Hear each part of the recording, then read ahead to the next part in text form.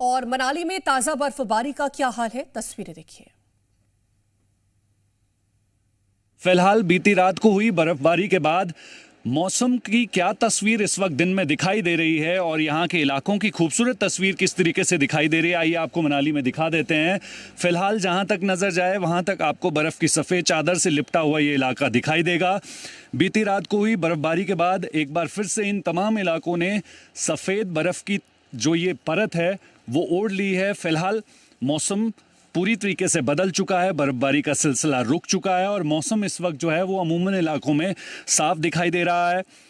बीती रात को हुई बर्फबारी के बाद जो है वो कहीं ना कहीं तमाम ऊंचे इलाकों में ज़बरदस्त तरीके से बर्फ़ की मोटी परत देखी जा सकती है। फिलहाल मनाली तक पहुंचने वाला नेशनल हाईवे यातायात के लिए पूरी तरीके से बहाल है।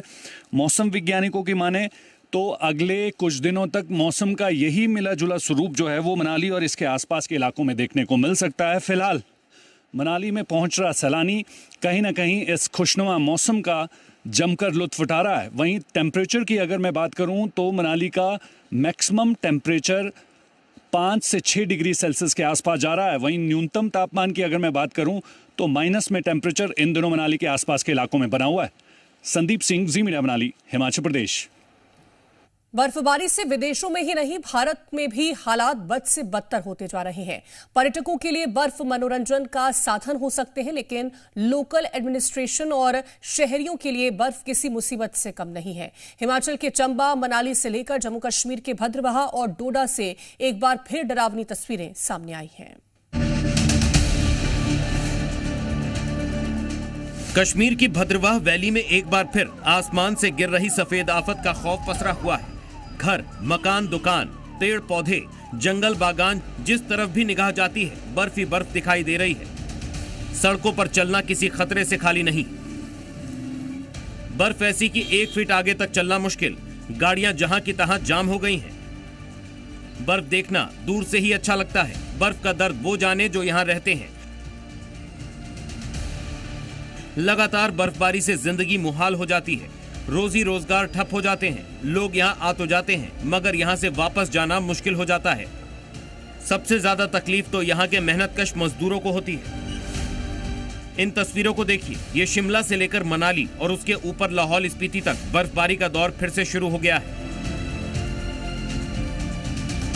बर्फबारी का असर यातायात पर तो हो ही रहा है। स्थानीय लोगों को रोजमर्रा की चीजों की कमी भी होने लगी है। चीड़ और सागौन के ऊंचे ऊंचे पेड़ बर्फ से लद गए हैं। सड़कों पर वाहन चलाना जान जोखिम में डालना है। पहाड़ों के ढलान बर्फ की झीलों में तब्दील हो चुके हैं। बर्फबारी के दौरान विंटर स्पोर्ट्स तो हो रहे हैं मगर जोखिम भी उतना ही ज्यादा है। जरा एक नजर इधर भी डालिए। ये पहलगाम का सरकारी सिविल हॉस्पिटल है। यहाँ इतनी बर्फ गिर चुकी है कि यहाँ आना और इलाज करवाना किसी चुनौती से कम नहीं है। सड़कों पर वाहनों के पहिए फिसल रहे हैं। कदम कदम पर खतरा है। पुलिस प्रशासन के लोग हालात पर निगाह रख रहे हैं। पहाड़ों की रानी मनाली की ये तस्वीरें रात की हैं। आसमान से बर्फ ऐसी गिर रही है मानो चांदी बरस रही हो। जहां तक नजर जाए वहां तक आपको बर्फ की सफेद चादर से लिपटा हुआ ये इलाका दिखाई देगा।